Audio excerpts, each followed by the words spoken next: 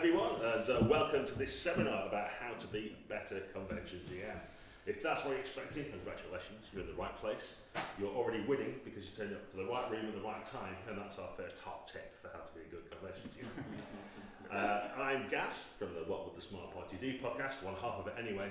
And sometimes when my usual co-host Baz can't make it, we have a stunt Baz, who is the guest I have with me to our right, Mr. Guy Milner. Would you like to introduce yourself? Hi, yeah, I'm Guy Milner from occasional interloper on the What Would the Smart Party Do podcast, but my main thing is I have a blog, Burn After Running, about mostly, I have to say now, about running one-shot games, so convention games and so on. It has got a little bit that's not one-shotty now, but probably about every week it comes out and I write some stuff up about it. So yeah, that's me. Cool. So we've both been running convention games for many years, decades even.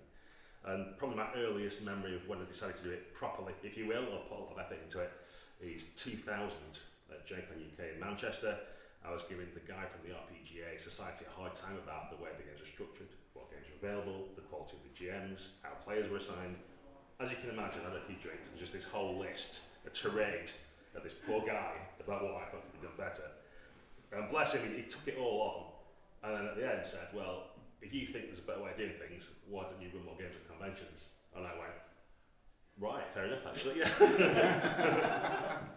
I'll make some notes about what I've just said and then we'll start again. So that's where it all began. Some of these tips and techniques and all the rest of it you may take on board and think are great, some you won't. That's fine. What we'll probably do is try and convince people to run the games in a similar style to us so that more people run the sort of games that we want to play as well. So we're trying to brainwash you all. Motivate so self-interest. It's not conventions are filled full of people running games. It's not a charity. That's the way to do it.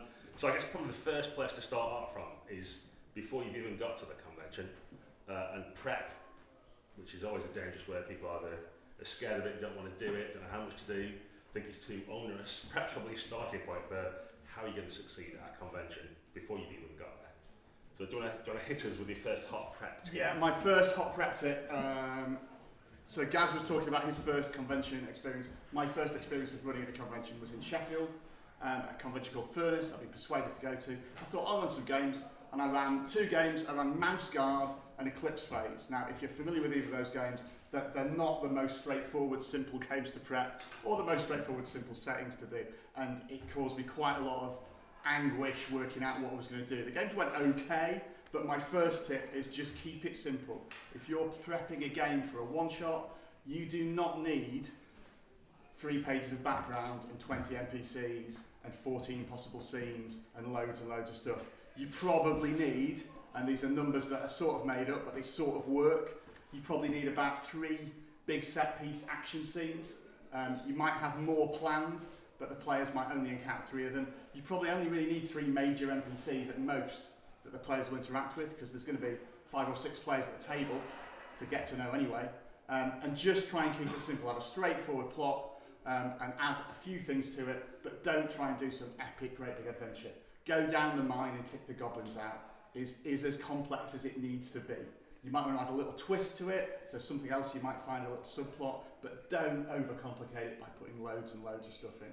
You've only got 3 or 4 hours. Realistically, you've only got 3 hours, even if it's a 4-hour slot. So just try and keep it simple and save the big epic plans and stuff for your home games or a campaign game, or if you run over, it's not the end of the world, you don't have to compromise that. That's my first one, keep it simple. Keep it simple, stupid. Yeah, absolutely. And another thing you can do is drive the characters you make for your game to feed into that as well. So you've got some big scenes, you might have some NPCs, so you can create your adventure from one way or the other. You can either make your characters first and then build a scenario around the things that those characters do well, or if you're the sort of person who likes to come up with a scenario first of what's going on, you then want to make characters that have abilities and powers and things that apply to what's going to happen. And another sort of filter to put over that is kind of niche protection. So you might want, for example, in a D&D type game, you might want a ranger, so you're going to want someone who can like hunt around, scout for things, maybe some survival involved. You want a fighter, so you want to be able to beat people up, and that means the baddies might have a big baddie that he fights and then some mooks that go around him. You might have logic problems and a magician type or something like that, but if you can think of a shtick for each character, and again, you know, we talked about 4-page backgrounds. I had one game that people were trying to convince me to sign up for a convention at Conception that had a 16-page primer. and there's 5 of these pinned to the board. He said, before you sign up for my game, you must read this 16-page booklet. I would suggest that's a bad approach. I don't know how many plays he actually got for that, but like a paragraph or something like Hero Quest, if you've seen that game, has a 100-word description of the character. So 100 words or less, definitely. But give them, like, really hit them with a hard, like, this is what your character's about. And you can even do things like you're like, I don't know, Black Widow or something like that. You know, you're Black Widow but in RuneQuest. And that'll just give people a shtick to get their handle on and provide them with opportunities to do that thing in the game. And yeah, if you overcomplicate it, people can start overlapping. One person might try and keep doing all the things. So I'll give clear sort of like beats where like you're the face guy, this is your chance to speak to the Duke and get your face time, that kind of stuff. Yeah, I think there's a really specific thing, like it's a bonus little hint. If you're running science fiction or cyberpunk games, you need to be really wary about having a pre-gen who's like the tech character or the hacker. It's a bit of a cliche, isn't it? But if you're playing a science fiction game, most problems can often be overcome by somebody doing some science or tech or engineering. So I think at the table, be prepared to like flag those niche protections and say, right, this is probably a scene for the face to talk to someone. This is probably a scene for this to happen, just to do it. We'll get a bit more beyond prepping it with the game in a minute, I think. Yeah, so one of the things I think that I do to bring to the table to make everybody's life easier, and it makes your life easier at the table, is things like art assets. Now, Guy's going to have a slightly different approach than me, potentially. You can see he's screwing up his face already. Yeah. But one thing is to go for, especially in a complex game, or maybe, I don't know, D-section, which is quite simple, but there might be a lot of historical figures in there or something like that. If you create little Polaroids or little photos of people with names on, especially if it's a murder mystery, a Cthulhu game where you've got investigation, you can put like little faces on with a name on and put them on the table.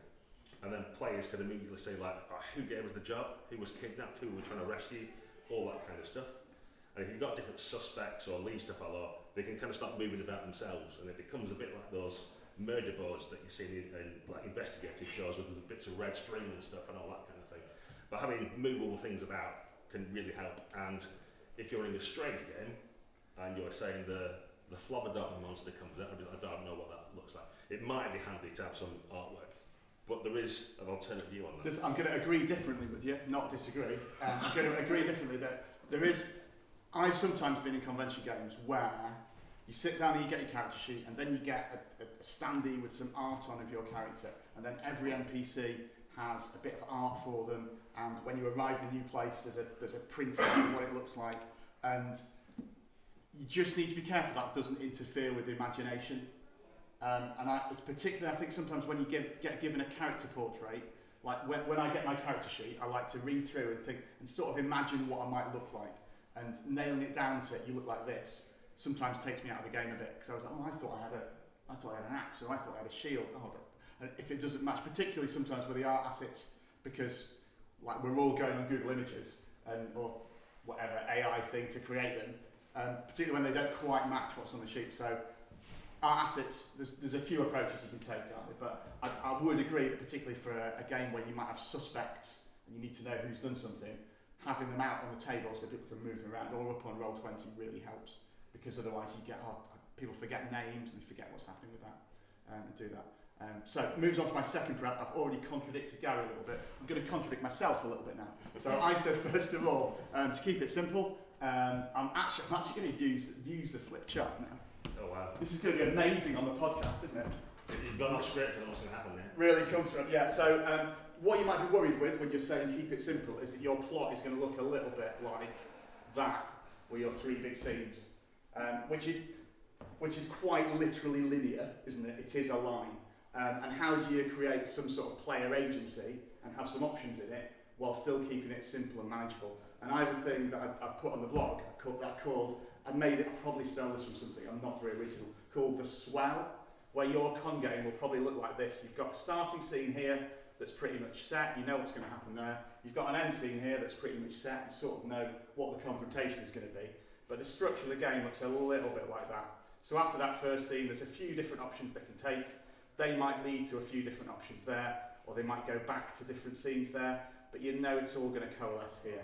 And it might be as simple as, I'm going to sit down now, so it might be as simple as I'm in a 13th age game here, a few times where you have the inciting incident, big fight, and there's 3 clear places you could go to investigate it. You could go to the Dragon Shrine, you could go and talk to the orcs, or talk to the orcs, or negotiate with talk to the orcs with your by the medium of swords and axes and spells to find out what they know. Or you could go to, there was another location I think, was monks or something. Oh yeah, go and see the mysterious monastery and do it. All 3 of those things that players can have a negotiation about what they want to do. They could even split up and go to different places, encounter different things there, and then kind of fold together. It's all going to lead towards, in that game, the big fight with the dragon at the end, but it just gives it different options. And it also makes it really good if you, which is another little sub-tip, if you run the same scenario again, because it can run quite differently. So it's a bit more interesting when you rerun it and go to another convention, take that scenario and do it. Gives you a bit more interest. Gives you reasons. Yeah, if you look at free league games and how they construct their mysteries for Tales from the League, that sort of thing, it all looks a lot like this, where each of these points is kind of like a clue or location, and they can all point in different directions. And if you read the Alexandrian blog, he has a lot on this about 3 clue rules. So you always have 3 clues that will lead to the same conclusion. And don't worry about where the clue is. It's not necessarily the top left drawer. It's when the player says, I'm going to search to see if there's a hollow bedpost. Oh, well, actually there is now, yes, and you find, here's clue 1, there you go, well done. That kind of stuff. So be a bit flexible about where things are and how you're going to push things along. I guess just a little bit more on the sort of prep side that I was thinking about is talking about characters and creating them is you don't have to have starter characters. That's another thing I've noticed a lot is people will tend to do brand new characters, there you go. If you're playing something like Warhammer Fantasy Roleplay, for example, they're pretty poor. And that can lead to a con experience where they're trying to do things and not succeeding. And there's a lot of make investigation rolls, you failed, I'm just going to withhold plot from you then. And you end up trying to like work out yourself how you're going to get them places and to do stuff, but they're continually failing. So definitely consider using advanced characters. I'm running a Savage Worlds game later, and all the characters are veteran. I think I've leveled up about 8 times. So they've got like powerful abilities, but more so than a campaign game where you might want the progression. When you're running a one-shot game, what you want people to do is have a great time and be good at doing stuff and have things that they can really get away with and show off of that. So yeah, advance things up and don't overcomplicate it, which might be something you want to talk about. And if not, I will. Why don't you? Very generous. Yeah. So I think, well, this leads into kind of teaching the game, which I think is something you could possibly talk about. But you don't want to necessarily dump all the information on players straight away. I can tell a few members of our gorgeous audience that we have this morning playing our Star Trek game, for example, and on the back there's some like special abilities. But I told everybody, like, if you try and read them now, it will make no sense because we're still trying to work out how to D20 works. We went through a few things, and then by halfway through the game, I was like, oh yeah, I've got something like that. Oh wait, this is really useful. And like, by the time they learned the basics of the game, then like all the special powers kicked in almost, and people went, oh, that's why I'd use this in a nick of time, that gives you this bonus. And that's just another way of like, don't front load everything. Don't sit there for half an hour explaining the entire rule set because people won't get it. I'd keep it to 5 minutes. Here's the basics, here's what you want to know. Tell people not to worry about it. You'll learn through doing and ask any questions you want. And incrementally add extra bits and pieces like here's how this subsystem works. Now we've got this chess rules or whatever it might be. Yeah, I think, teach the game is really important. I think planning to teach the game as well. So the first big scene that you might kick off with, and I'm big on starting big, start with, a fight or a chase scene or some action that compels the characters to immediately do stuff. For instance, because you're going to be teaching the game, you've got a plan to think that some of the players there won't be familiar with it. If your first scene is going to be a fight, you might want to make it a fairly easy fight because the players aren't going to be very good at fighting because they've not played the system before. So have that and be prepared and be open about that this fight might take a little bit longer than the others because you're getting to know it, but it'll be much faster soon. I run quite a lot of 13th Age, and 13th Age character sheets particularly are a bit like it could be 2 sides of spells and options and loads of things you can do, a bit like Star Trek. And so just getting used to doing the basics first and then moving on from that. But again, with teaching the game, there's a little bit of how you, when you sit down to play, how you welcome the players. So like be nice, make them welcome. I'm always aware that it's easy to sit down at a con, if you go to a lot of cons, and have 5 players, maybe 4 of whom know each other. And so remembering to go around and introduce your actual names, like not just in game, but your actual names, helps for that one person who like you need to look after because they don't know anyone else. So actually welcome the new people in as well. One specific thing that I try and avoid doing, and I hear it quite a lot, is can anyone tell me has anyone not played Savage Worlds before? Like, so one person pipes up and then everyone knows that you have to explain it for them. Like, don't do that. Just do a quick explanation anyway. Like, I've played Savage Worlds before. If I sit down at a con game, I will still need a reminder of how it works. Like, there'll be things to use from that. Within that, you might have more experienced players. Like, you might have a range of experiences with the settings. If you've got a range of experiences with the rules, by all means, use those more experienced players that you probably know ahead of time to. So Savage Worlds, sticking with that, you might have someone who does initiative for you and deals out the cards for it. I was playing in Gary's Star Trek game, so I was like tracking momentum, because that's just a job you can take off the GM, use a player who already plays the game, and get that from there. So be nice, take breaks is a big one. I think it's easy to forget when you're running the game because you're the person that's on the spot all the time. I think as I've moved towards about every hour taking a short break, actually. It sounds like a lot, but I started doing it when you're playing online, because playing online is weirdly, I'm sure lots of you have done it, it's weirdly more tiring and more exhausting than playing face to face, because you don't get the energy back as much. And that certainly needs every hour, and that face to face, pretty much the same. Every hour and a half, and take a break. Tell the players you're going to do that. And I'm going to talk briefly about safety tools as well. I think at convention games it's really important to have some sort of baseline for people so they know that they're safe. When I ran Spire, we had an X card in the middle of the table. Spire has a lot of, I think it's got a lot of concepts in the game that maybe people won't know might find upsetting, like oppression and all those kinds of things. Having an X card on the table is a good idea, even if nobody touches it, because you know that people are safe and they've got that option, so people are there. Another one that I often have is like an open table, so like if you're not happy in the game, if you're not enjoying it, if you need to go, then by all means just make your excuses and go. And really basic things that are just human things, like if you need to go to the bathroom, like just mention it and go, that's fine. You don't have to sit, we'd have to sit like with sort of kids at school waiting to ask and say, no one may visit the toilet until I've finished describing this orc chieftain. Like, just go. Like, yeah. There's a lot of this just comes down to basic human interaction, and we're all really nice people. And if you're at, I don't know, a work conference or something like that, it would happen. But there's a weird culture about games sometimes that you'll try and solve problems with people's behaviour in game. So it's like, oh, that guy's been really obnoxious or whatever, so I'm just not going to ask him what he does for us. I'm going to keep focusing on all the other players, or you'll try to find, I'm going to give him penalties because he's been awkward or whatever it might be. That's not going to solve your issue. So there is an element, if you're being GM, of having to just kind of go like time out. You don't seem to be like gelling with the other guys, like what's your angle, what's going on, and it might be taking someone to one side and doing that in a break, call a break, and just say, are we okay, are you enjoying, like, is there something here, because we seem to be going one way, you seem to be pushing against it, and just try and sort it out. But like, yeah, definitely don't try and use in-gaming character solutions to sort out people who are having real-world difficulties, if you will. Yeah, I think sometimes it's for the whole. I know at conventions I will sometimes do a sort of, after the break, like okay, we're all quite tired, because that does happen at conventions. We're all sat here Sunday morning, last day of the con, aren't we? We're all quite tired. Like it's going to be the big fight soon.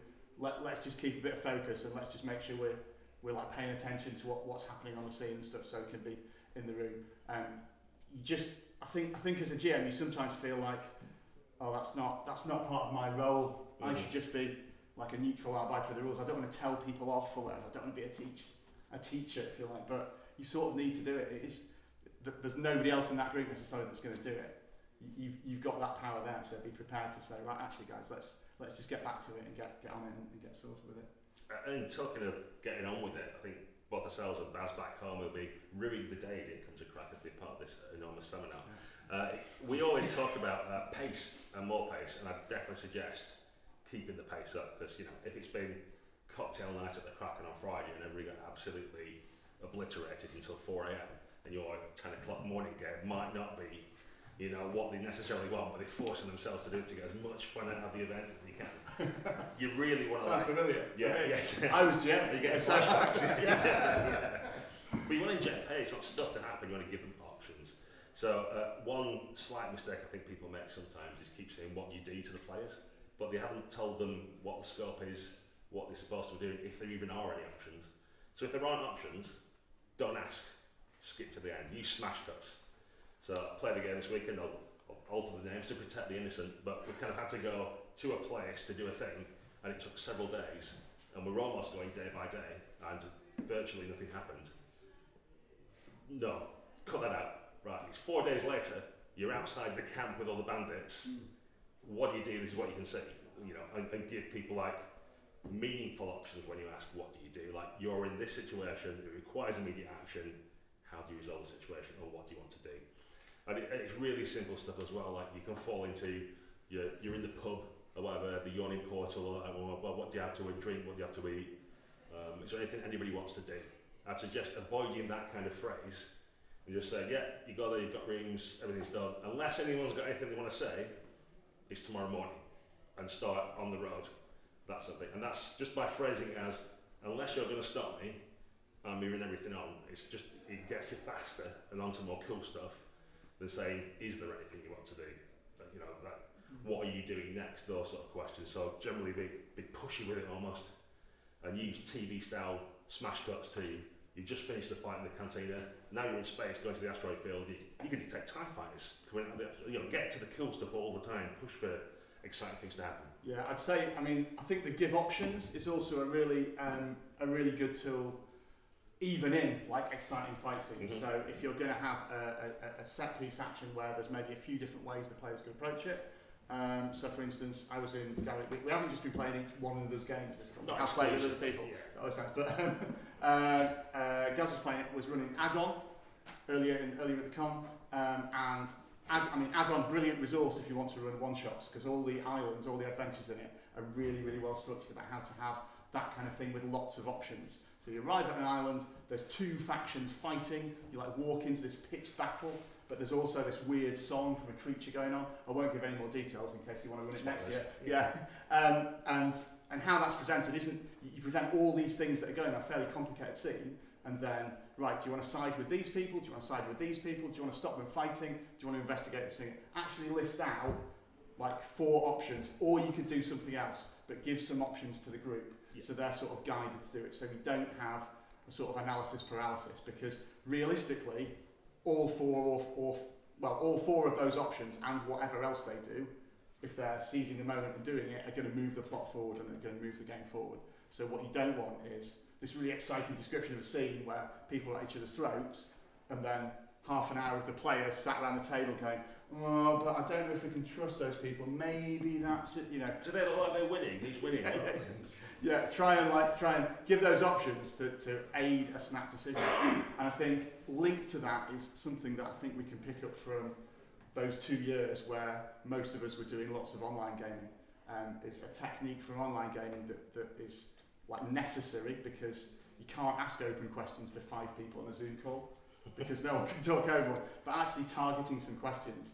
So you've encountered these people fighting, turn to the leader, what would you do? What do you think about it? And actually give some targeted questions to specific players at the table to get them involved, which is probably going to lead on some stuff about Spotlight as well. Yeah, that you might want to talk about. Yeah, you can key into sort of like stuff you've built your characters for, like I said, tailored into the adventure. You might have given a character, for example, the reckless hindrance or something like that. So when you've got this big battle, what do you do? And every time in an hour, you point to the reckless character and go, big battle going on, what are you going to do about it? And they're quite likely to go, well, I'm reckless. Well, I'm going to charge in, I'm going to join the side, or that kind of thing. So, managing Spotlight time again is something that, strangely, a game here a few years ago, I had from someone when I run a game, and they came up to me afterwards and went, it's really good, like I knew way to play, like you made sure that everybody got a go. I was kind of like, yeah, it's good. It's kind of like, it's like, no, what happens in your home game? And she was like, no. I was like, oh, okay. Yes, yeah. You want to tell your GM at home, like everybody should have a go. So try and space that time round. And although we've mentioned pace and things like that, like if someone's struggling, if I say, like, Paul, what do you do? And you're like, I don't know. I'll say, okay, you ever think about it? And I'll be like, right, Graham, what are you doing? And he'll jump in with whatever cool thing he's doing, and we can come back to you and that kind of stuff. So give people the opportunity, but don't necessarily force them to have answers if they look like they're struggling and not quite sure what to do. Or you can go back to the Guy method and go like, we could do this, or something else. What would you like to do? And just have that, or something else at the end gives them a bit of an out and that kind of thing. And talking of getting people to do things, I'd watch out for making skill rolls.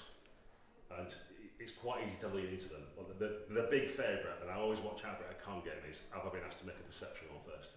And quite often, like 80% of the games I play, I have to roll perception or whatever the equivalent is, and it's something that you're going to find out anyway. So I make a perception, I made it, there's shit coming over the horizon. It's like, so we wouldn't have seen it? So be careful about what you're asking rolls for. Another example from a game we've had this time is, we went to trying to find out some rumours and things like that. It's like, you found out Jeff's been kidnapped. Oh, that's interesting. And okay, make your intrigue rolls. Yeah, but you don't know any of the juicy stuff. It's like, okay, you can get told after the scenario's finished, but that's no fun for the players at the table. So I just say, give them the juicy secrets and that kind of stuff. And as it happened, the boss came up and went, oh, Jeff's been kidnapped. You need to go and get him. It's like, why did we roll dice for that then? Why didn't you just, So definitely, if you're having campaign games and you're having complex backgrounds, there might be more to what you reveal and what you don't, or revealing things at a later date and that kind of stuff. My suggestion would be, if you're in a 3-hour con game, go here's some juicy secrets that you found out, and give them something to work with and work out what they want to do with it. I think generally with investigative bits of games, but also, most one-shots are going to have a bit where you're trying to find stuff out. I think being really generous about how you can discover stuff helps. So Sly Flourish has this thing about having 10 secrets for each session. There's loads of stuff in his blog. There's an interview that you do with him as well. It's got it on, where you might have 10 secrets or clues that you can find out, but have not decided where they are, if you see what I mean.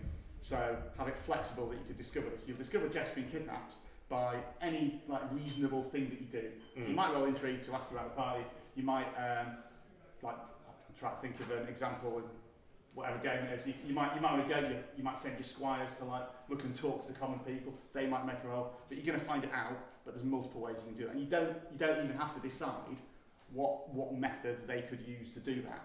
You can leave that up to the players at the table to make their own decisions about how they investigate. Yeah, that's kind of it sort of describes to a little extent part of my GMing style is that I'm kind of like the Wizard of Oz. I'm the guy with the levers. And there's a little curtain to one side, but everybody's looking at the big, it's the Wizard of Oz.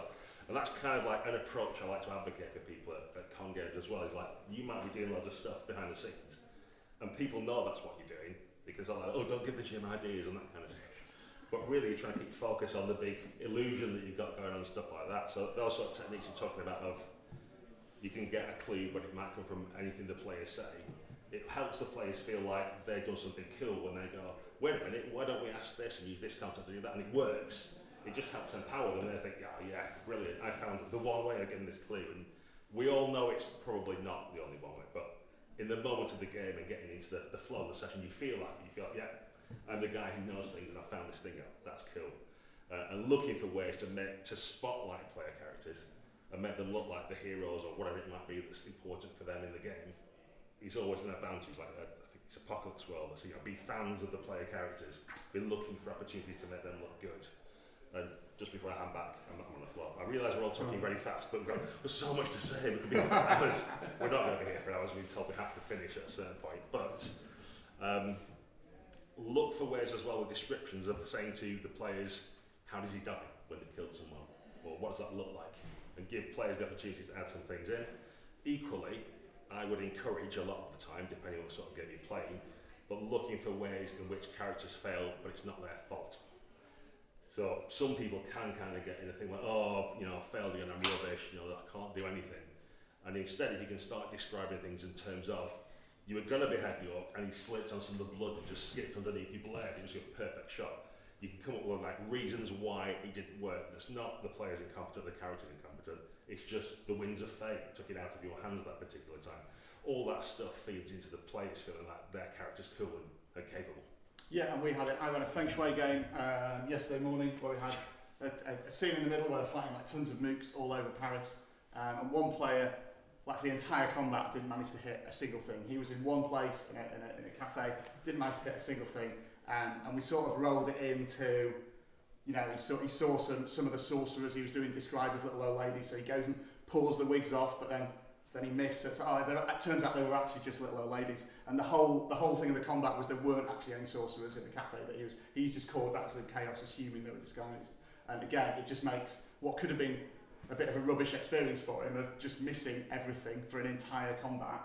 That rolls into the narrative and becomes a feature of it rather than rather than something that's just rubbish. I think one of the things that when you were saying about don't give the GM ideas, that's a really good time to talk about reincorporation. Yes. So anything that, I mean, I'm terrible for it. Like someone will say something, I'll be like, yeah, just note it down there and do it. But anything that the players bring in with their characters, even when at the start you're going and doing introductions, which I'll come back to in a minute, and introducing their characters, if they say they've got if your paladin says he's got a hat with a ridiculously tall plume on it, with that, like, make sure that hat features in descriptions later on, even as simple as that, have Chekhov's plumed hat or whatever comes up later on. It doesn't have to be of great importance to the plot, but just rolling it into some descriptions means that that's empowered and it makes it feel a bit more bespoke to the players. If there's an anti-paladin, he's got an equally outrageous black ostrich feather or something like that. That's slightly taller. It's just, I mean, we talk about character introductions. That's a really key part of the game. When you've handed out the pre-gens, or people have shyly picked their pre-gens, with every convention game in the world, it's always the same, isn't it? You put them out in the Parliament Centre and I was like, well, I don't mind.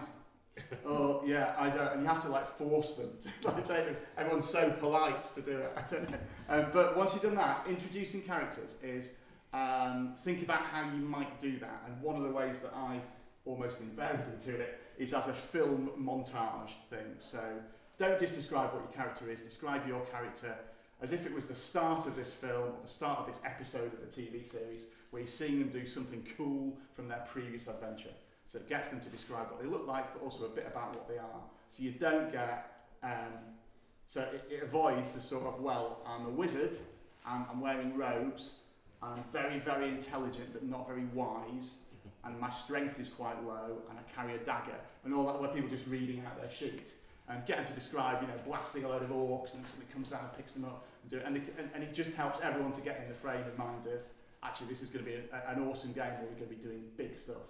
And go around and do it. One thing you sometimes add to it, and it depends how you want to do it. In Feng Shui, I often have, if you want to, you can decide who's playing them, like who the actor is here, but you always have to have that proviso. When somebody does that, we need to all be aware that we're not just going to go on some big tangent talking about all the films that we're in. You see what I mean? So have that, but describe a scene where they're doing something awesome, rather than just describing what their character looks like. Yeah, definitely, and to like hark back to the prep thing again and do things in advance to make your life easier. I think they're doing free league games and they're doing it in Powered by the Apocalypse and all that kind of stuff. Is just have attachments to other player characters, and you can either do it in advance and say, Paul hates Graham's character, Graham, you're in love with Paul's character, or that sort of thing in different arrows. Or you can just have like 4 or 5 how many characters there are, other pointers going, someone saved your life, who was it? Or how did they save your life?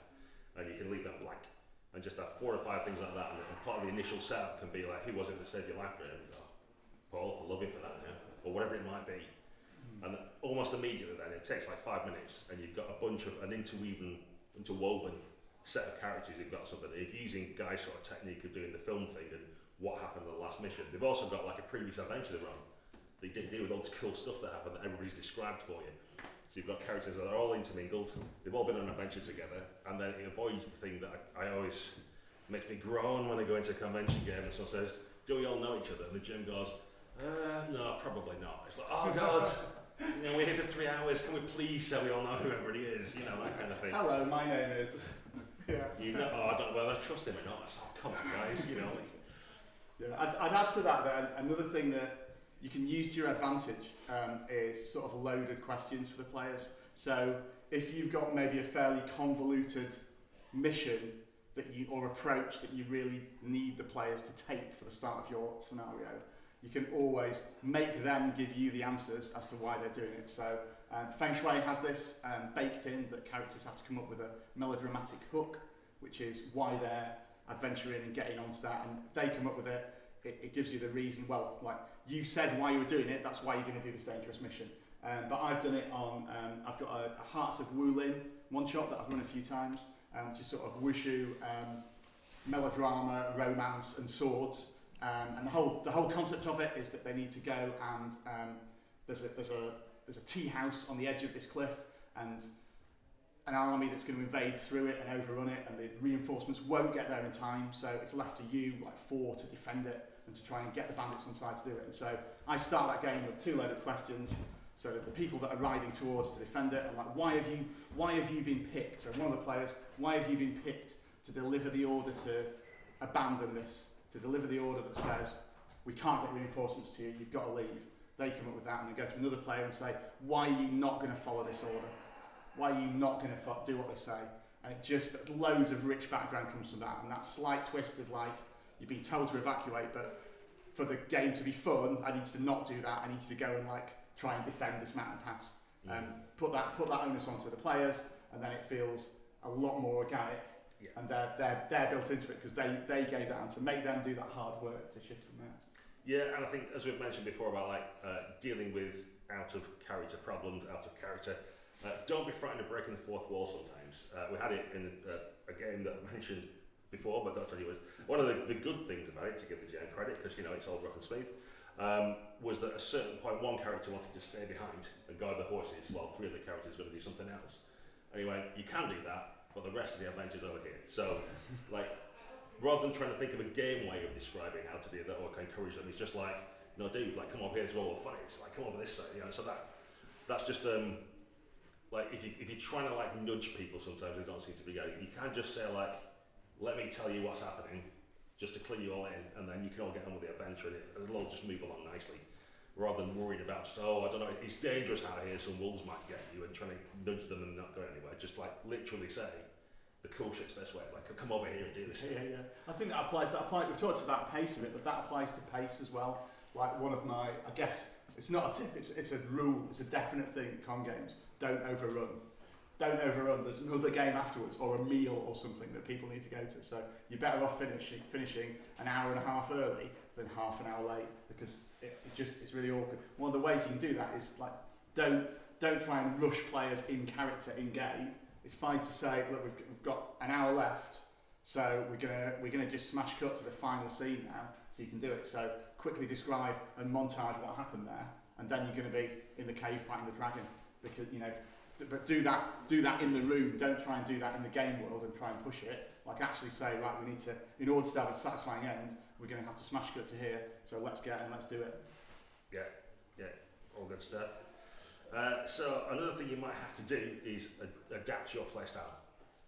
So I've played a game or ran a game of Pendragon, and after the game, one of the guys was sort of saying to me, I thought it was going to be like more dark and gritty and stuff like that. I said, well, it would be, but I've got the Gravamine and some others in the game, and it's going to be more pulpy and action based. That's just, I could read the table, and that's the way it was going to go. So Pendragon could be run as, dirty nights in the mud, and kind of like Burnwood Cornwall kind of thing, or it could be almost Monty Python if you go too far the other way, and a range of everything in between. So for a lot of times, just read what's happening. You'll have an idea in your head about how you wanted it to go, but it might not be going like the table. Just lean into it. If it's going more gonzo than you thought it might be, that's fine. Just go with that. Rather than try and drag plays back to your perfect game you had in your head. You're not going to do that. Like, go for what's there. Fantastic. I think we're going to stop for a quick commercial break. You might put up the projector screen to shield us. I tried it doesn't work. Okay, see. So, keeping to time, we rabbited on at great speed through just some of the many bits of advice we've got, but obviously want to give back to you. So, if there's any specific questions or anything you've got to ask yourself, we're going to throw it open now to the audience.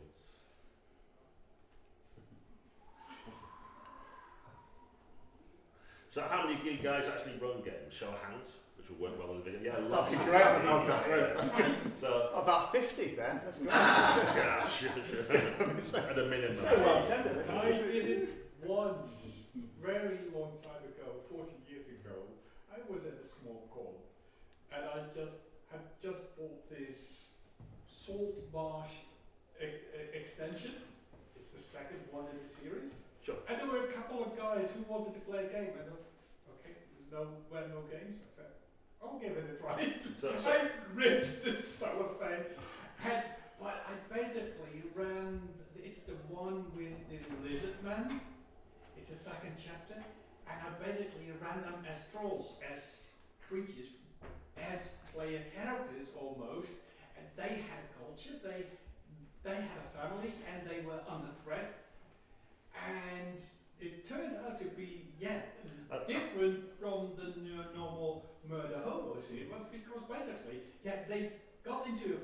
killed one of the enemies, but they got overwhelmed, and then you're touching on a good technique there as well, but probably another bit of advice if you're thinking about how to write a convention scenario or something like that. Like a good starting point, you take a published adventure and then just rip out bits you want and reskin it and swap things about and change the names. I basically took the map, the basic setting.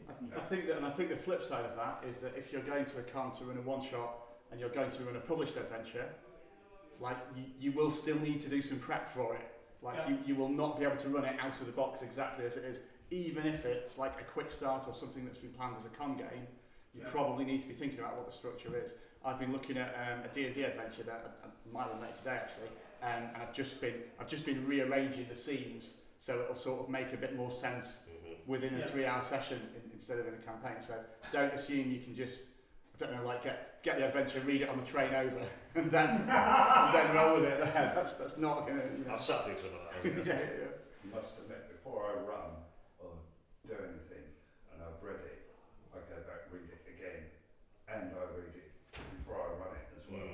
Just because it helps you as a DM if you've got all these ideas and stuff. You know the storyline, you know what's going to happen, but you're just going to read back up on like little refreshers in your mind to go up. So when somebody asks you an awkward question that isn't in the scenario, you should come up with a natural answer. You've thought about it. I know their motives, I know what the layout is, you know. Somebody said, oh, I want to find a computer, you go, oh, hang on a minute, is there a computer? Yeah. It's a bit like, I do it like a bit like revision at skill if I'm ready to publish. I do mine with cliff notes, and that's often a better way. It helps you learn the scenario by writing your own notes about it, you know what I mean? And like you said earlier, if you run it more than once, Developer thing. It's a question for you. Some of the advice you're giving out is quite applicable to sort of more action games. You've mentioned, in fact, most of the games you mentioned are games that focus on action and capable characters. What advice, are there any kind of tips you'd give if someone wanted to run something really gritty? You mentioned Warhammer Fantasy Roleplay, for example, where characters aren't very capable. One option is to make them more capable. But if you wanted to focus on helplessness, or like looking at Call of Cthulhu, which happens to be just behind you, where you want the characters to feel like it's obviously a big part of the thing, is like helplessness. What are your tips for? Do you have any tips on that? On having a good scenario, like having a good adventure or scenario where the players are meant to feel helpless, and usually darker or horror type of adventures, right? But still fun for the players. Like, what are some tips? Do you have any tips around that? Yeah, so I think helplessness is I think it's a challenge. You want it to be helpless, you want it to feel helpless, but also to have fun. Which is, when you think about it like that, but I think there are some games that lend themselves really well to that. So for instance, if you're looking in horror games, I don't run a lot of Call of Cthulhu, or hardly any, as one-shots, but if you look at a game like Trophy Dark, if you say helpless, that's exactly the game that I think of. It's just come out, it starts with the premise that everyone is going to die at the end. Like, you know that you're doomed right from the off, and it's about, there's a lot of player input into narrations, and everyone's sort of on the same board of describing their general doom as they go through. Games like Dead of Night, as a horror game, has a sort of increasing threat mechanic that really helps do that in a more trad sense. Like the Alien RPG has got the stress dice that gives something visceral, but that makes that helplessness more fun, because as you descend into more and more stress in Alien, you're seeing your stress dice pool grow and grow, and you know at some point that's going to snap and it's going to go down like that. So I think thinking about a way to make helplessness happen that isn't failing lots of skill rolls and discovering nothing and nothing happening, if you see what I mean. So being prepared to have some impetus or something that can happen when things go badly, have them go badly, and not have nothing happen is probably the thing. Yeah, so I like Delta Green. I actually prefer the Call of Duty 7th edition rules for various reasons. But Delta Green, as I say, I like because you are government agents, you're capable, you have weapons. And I see some people run it, and I saw a stream game where it was kind of like they landed at an airport, and the guy said, can I get a burner for the GM's like, make me a look roll. It's like, really? In LAX, I've got to make a look roll to see if the phone chops up. That's what you do. That's helplessness, but in the wrong way, right? So you want the good sort of helplessness, which I'm sure you know. but you kind of got to do light and smooth it. It's like you turn out your agents, you're capable, you've got guns, you've got contacts, you've got resources, all this kind of stuff. And you can start off the scenario with them achieving lots, getting clues, whatever, but sort of peeling the onion, you start revealing things that are happening, and they start to come down to the conclusion that they might have to make a moral dilemma, or the thing that they're facing, they might not be equipped to do anything with it. They can have all the guns and phones and everything else they want, but the things in the telephone lines, what you're going to do about that. And they still need a way forward, but you kind of like, they're still capable for their mundane stuff, and you kind of got to introduce reasons why that's going to be not going to help, and that sort of thing. So you kind of like knock sanity points and stuff like that, but that doesn't really give you the feel in the game. So I would look at introducing things like the moral quandaries of it and things like that. So a scenario I've written recently has an ifrit that's consuming people, but the setup for the scenario starts with, a year ago, your data screen cell destroyed this cult. Okay, smash forward, you start from day one, the guys are on from Chandler, Arizona again, people are being burned alive, you didn't get rid of the cult obviously, or that's the view.